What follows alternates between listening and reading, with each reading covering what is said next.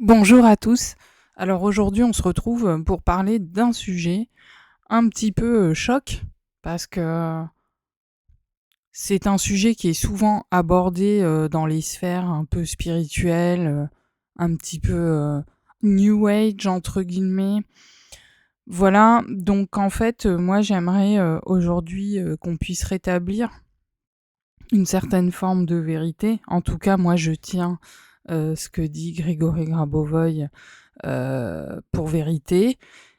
Au passage, je souhaite infiniment remercier la personne qui m'a fait connaître ce texte, qui se reconnaîtra, voilà, si elle écoute. Et donc, je souhaitais un petit peu vous faire une synthèse, un résumé, on va dire, assez exhaustif quand même, de ce que Grabovoy nous explique sur le continent de l'Atlantide.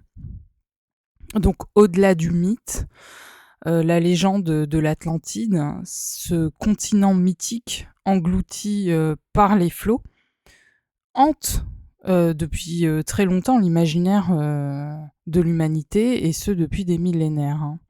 Mais si cette histoire, popularisée donc par Platon, n'était qu'un écho lointain et déformé, dirait-on, d'une réalité bien plus vaste et ancienne, alors moi je vous invite à laisser de côté les mythes pour justement explorer cette vision de Grigory Grabovoy. Alors il faut savoir que pour lui, le récit de l'Atlantide n'est pas une hypothèse ou une légende, mais une connaissance précise, donc un fait qu'il est capable de lire dans l'histoire de la Terre comme dans un livre ouvert, grâce à sa clairvoyance. Alors on va se préparer à un voyage qui nous ramènera non pas 10 000 ans en arrière, mais plusieurs millions d'années à la rencontre d'une civilisation qui maîtrisait les secrets de l'esprit et de l'univers. Alors tout d'abord, on parle d'une civilisation qui est hors du temps parce que on est en millions d'années. Pour comprendre les Atlantes, il faut d'abord se défaire de notre conception linéaire de l'histoire et du temps. Leur civilisation s'est épanouie dans un passé si lointain que cela va défier complètement notre imagination. On parle d'un passé de plusieurs millions d'années. Selon Grigory Grabovoy, l'Atlantide n'existait pas il y a 10 000 ans, mais bien il y a entre 10 et 15 millions d'années. Une échelle de temps aussi vertigineuse peut sembler inconcevable. Cependant, Grabovoy, donc l'auteur, explique que le temps n'est pas une ligne droite. Il faut plutôt imaginer le temps comme une fleur cosmique, comme la rose du monde dont les époques sont des pétales. C'est au cœur donc de cette rose du monde où les temps vont coexister et que des époques séparées par des millions d'années, finalement, peuvent en réalité se toucher spirituellement, comme des pétales de rose qui se rejoignent au centre de la fleur, et c'est ainsi que des événements si anciens peuvent encore résonner et être perçus aujourd'hui. Je fais une petite parenthèse. Pendant les rêves lucides, justement, cette notion de temps n'existe pas. L'espace, oui, plus ou moins, mais en fait, il y a plus de temps. On est dans un état de claire connaissance, d'omnipotence absolue. En tout cas, en ce qui me concerne dans ces expériences, c'est le cas. Ce qui fait qu'on peut accéder à des périodes lointaines, revoir des épisodes de vie antérieure, de l'intérieur, de l'extérieur, etc. Avoir des communications télépathiques instantanées, c'est-à-dire qu'il n'y a plus de barrière de la langue, il y a plus tout ça en fait. On est dans une connexion totale au tout. Bref, donc maintenant on va essayer de savoir qui étaient les Atlantes. Loin donc des clichés d'hommes-poissons aux mains palmées qu'on peut décrire dans d'autres sphères de connaissances. Il faut savoir que les Atlantes étaient des êtres dont la véritable grandeur résidait dans leur conscience. Donc justement, notre évolution propre, c'est de tendre vers cela, ce qu'ont été les Atlantes justement. Et l'humain a toujours été humain, quel qu'il soit. Donc pour toutes les personnes qui croient en la théorie de l'évolution du genre l'homme a été un singe, non, tout ça c'est des fadaises. Et même si on se réincarne, on est toujours sous la forme humaine. On passe pas d'un animal ou d'une pierre à un humain. L'humain est toujours humain parce que c'est l'âme qui définit la forme du corps humain. Voilà. Et c'est la conscience ensuite qui va peindre le tableau, entre guillemets. Voilà, petite parenthèse. Donc l'apparence physique des Atlantes, c'est qu'ils nous étaient physiquement identiques. Voilà. Donc Grabovoi, il est formel là-dessus. Le modèle du corps est resté le même depuis lors. Enfin, en tout cas, l'être humain, c'est l'être humain, point barre. Voilà. L'idée d'homme aquatique ou d'hybride, c'est une pure fiction, on va dire pseudo-scientifique. Voilà. Alors, comment était organisée leur société ? La civilisation des Atlantes était initialement une autocratie, puis a commencé à se fragmenter. Et donc, on a eu l'émergence de systèmes de cités-États qui vont être similaires à ceux de la Grèce antique. Donc, c'est loin d'être un simple changement politique, ça a directement induit le cataclysme de la Terre. Donc, vous voyez l'état de conscience et l'état de conscience collectif, ce qui peut amener. Donc, quand on subit des catastrophes naturelles, c'est notre état de conscience collective, en fait, qui crée aussi tout cela. Bon. Alors, les Atlantes avaient aussi une conscience plutôt évoluée. Hein.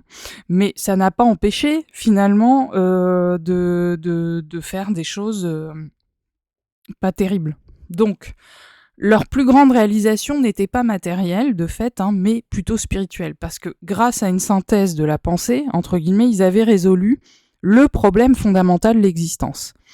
Ils avaient atteint l'immortalité et donc surmonté le cycle des réincarnations avec brio. Voilà, ce que nous, on cherche à faire pour rester vivants tout le temps. Et du coup, être dans les vraies familles qui nous sont assignées, ainsi de suite.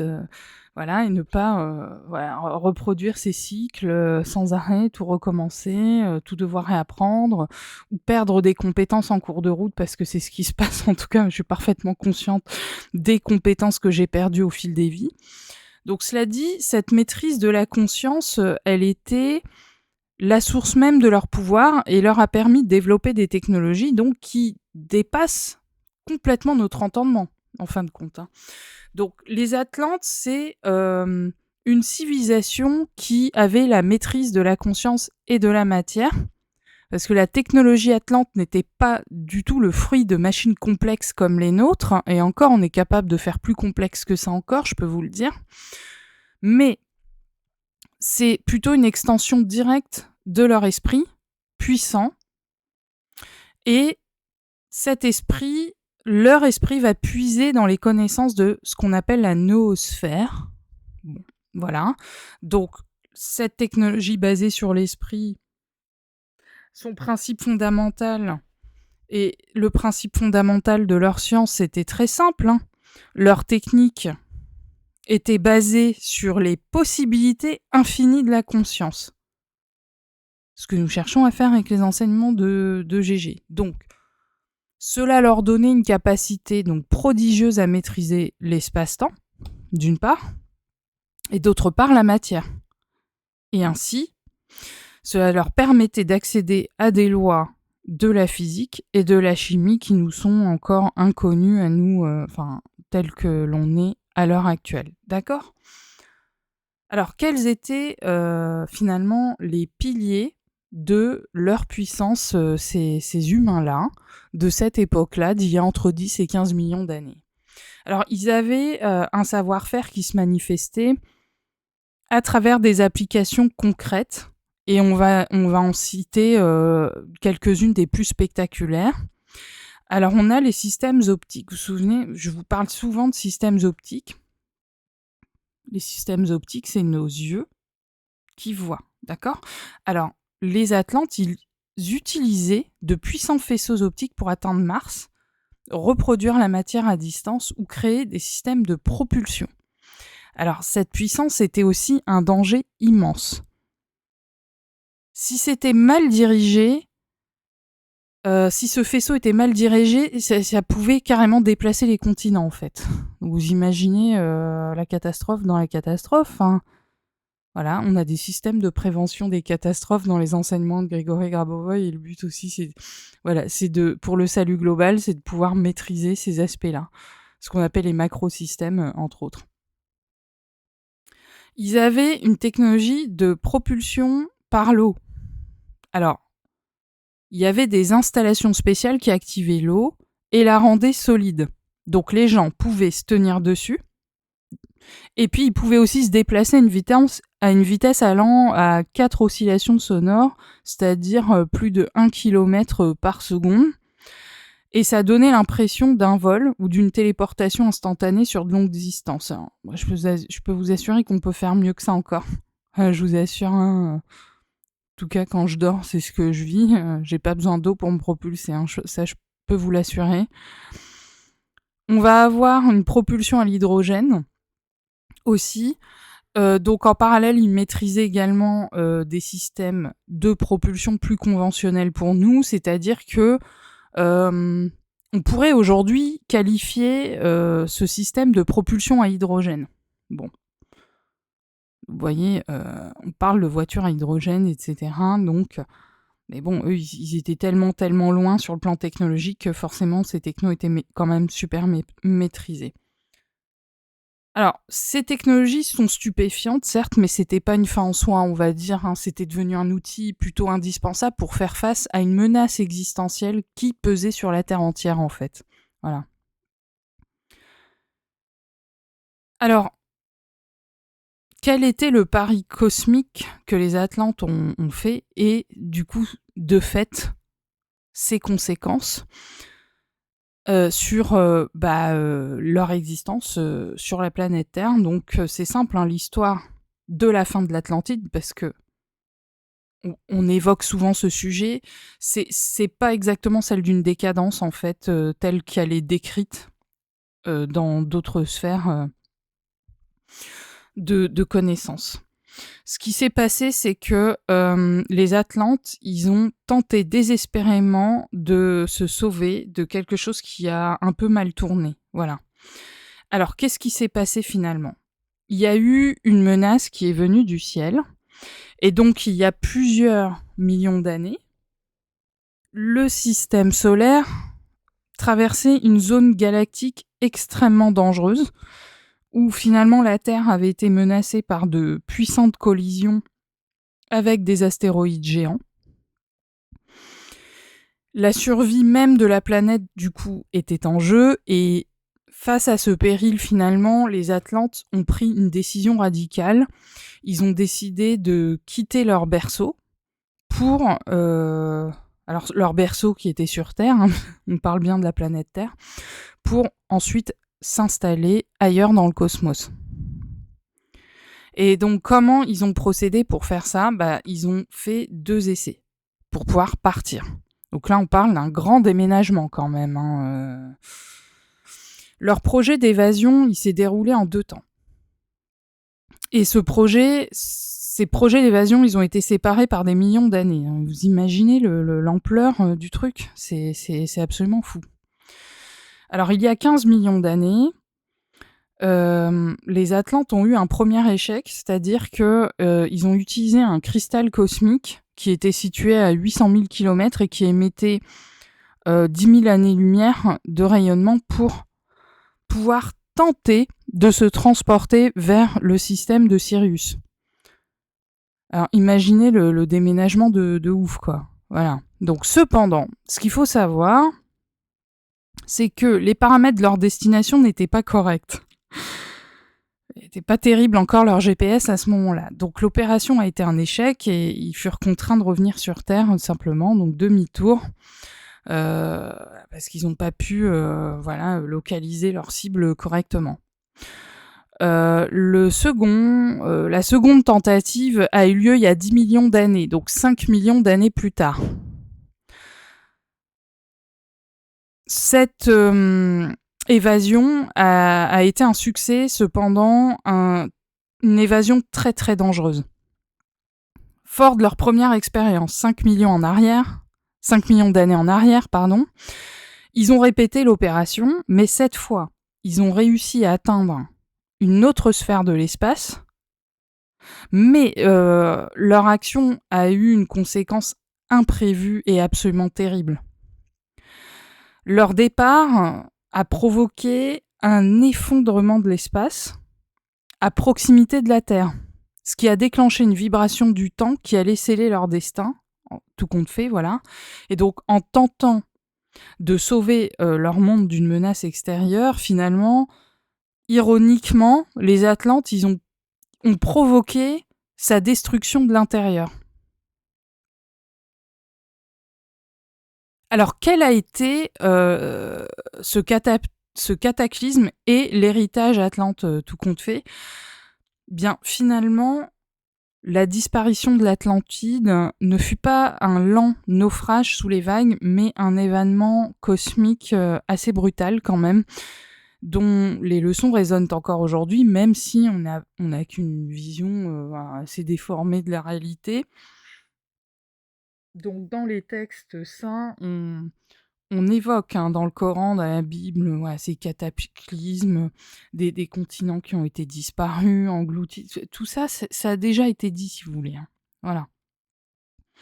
Là, on parle de la chute d'un continent entier qui faisait à peu près la superficie de l'Australie actuelle. D'accord ? Donc l'Australie actuelle, c'est dans les 7,7 millions de mètres carrés, voilà. Un truc du genre. Donc, contrairement à la légende, justement, l'Atlantide n'a pas coulé, en fait. Voilà, on corrige cette information erronée véhiculée par Platon et tant d'autres. Donc, la cause, finalement, de sa disparition est directement liée à l'instabilité de l'espace-temps, qui a été provoquée par leur départ, tout simplement. Donc, ce qui s'est passé, c'est que la vibration du temps a commencé pleine de risques pour le corps cosmique qu'est la Terre.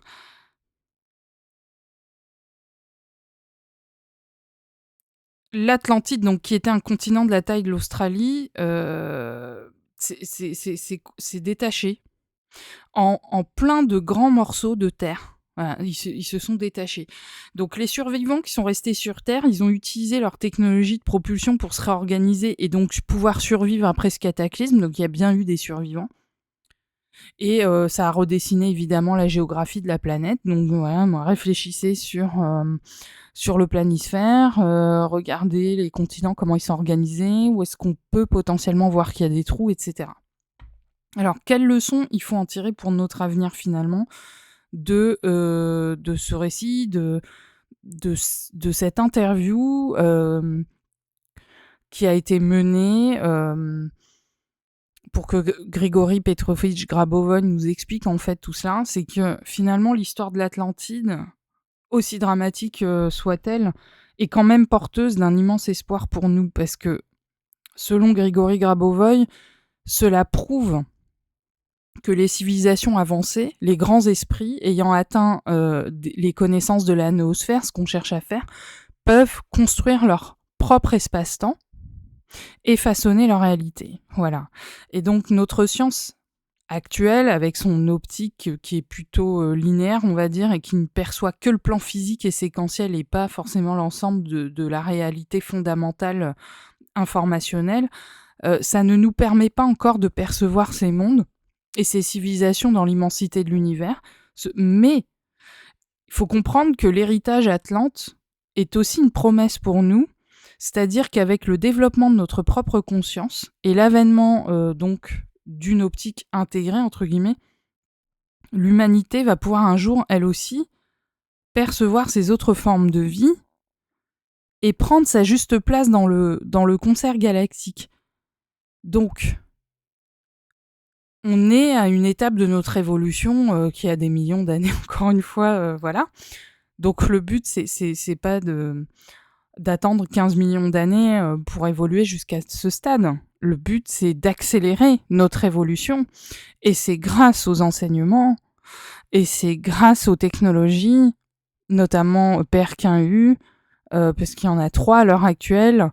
Nous ne savons pas jusqu'où on ira, mais voilà, c'est grâce à ces technologies que nous allons pouvoir débloquer ces capacités qui sont déjà en nous, qui sont déjà là en fait. Là, on est juste en train de réinitialiser le système pour pouvoir aller vers ce stade d'évolution que l'humain est censé avoir de facto. Voilà, parce que Dieu l'a créé déjà comme ça au départ. Voilà. Ce qu'il y a, c'est que on a des déperditions qui se font au fur et à mesure, dire que c'est involutif, et le but c'est pas d'aller vers l'involution, c'est d'aller vers l'évolution. Voilà. Alors dites-moi ce que vous en pensez en commentaire. Je vous embrasse fort et je vous dis à très bientôt.